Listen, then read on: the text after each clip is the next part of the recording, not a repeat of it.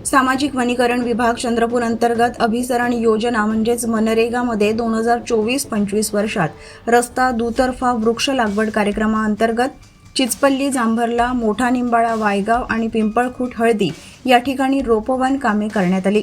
मात्र या कामांमध्ये प्रत्यक्ष काम न केलेल्या बनावट मजुरांच्या नावाने खोटे बिल व कागदपत्रे तयार करून मजुरी रक्कम काढण्यात आल्याचा गंभीर आरोप समोर आलाय।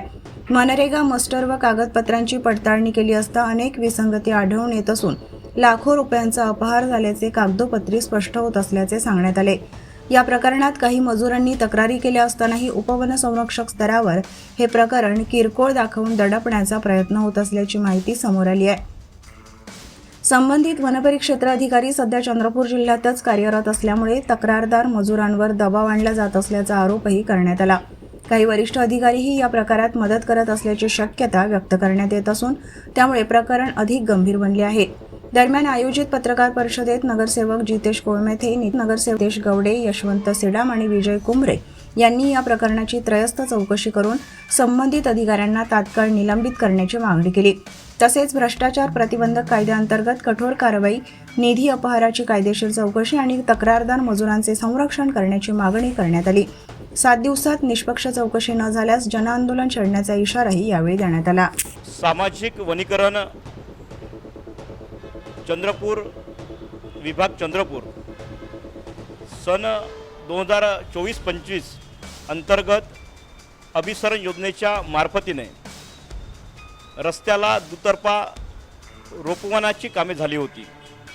त्या कामामध्ये जांभरला, चिचपल्ली, निंबाळा या ठिकाणी झालेल्या कामामध्ये आदिवासी मजदूर मोठ्या प्रमाणावरती त्या ठिकाणी काम करत होते।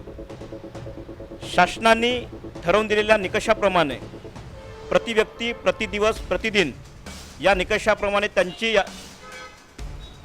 492 रुपये ही रोजी असतो आणि असताना हे संपूर्ण रोजी खऱ्या अर्थाने त्यांच्या लाभार्थ्याच्या कामगारांच्या अकाउंटवरती कायद्याने बंधनकारक आहे। असं असताना या कायद्याला छेद देत त्या ठिकाणचे तत्कालीन वनपरिक्षेत्र अधिकारी श्री इंगळेजी विभागाला सोबत घेत लाभार्थ्यांच्या खात्यावरती पहिला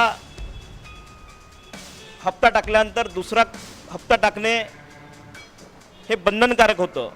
मात्र ज्या कामामध्ये ज्या लोकांनी केलंच नाही, त्या कामाचा कुठलाही संबंध नाही, अशा लाभार्थ्यांच्या बोगस लाभार्थ्यांच्या खात्यावरती पैसे टाकून लाखो रुपये हडप केलेले आहेत। ही बाब खऱ्या अर्थाने अत्यंत गंभीर आहे आणि म्हणूनच या ठिकाणी ब्युरोक्रॅसीमध्ये शासन अधिकाऱ्यांसाठी करोड रुपये गलगट्ट पगार देतो आहे आणि असं असताना जी लोक आपल्या उपयोगीसाठी दिवसभर काम करतात, राबराब राबतात, अशा सामान्य गोरगरीब कष्टकरी कामगारांचे पैसे हे अधिकारी खात असतील आणि शेत कुंपणच जरी खात असेल आणि कुंपणच शेत खात असेल तर सामान्य लोकांनी दाद मागायची कुठे?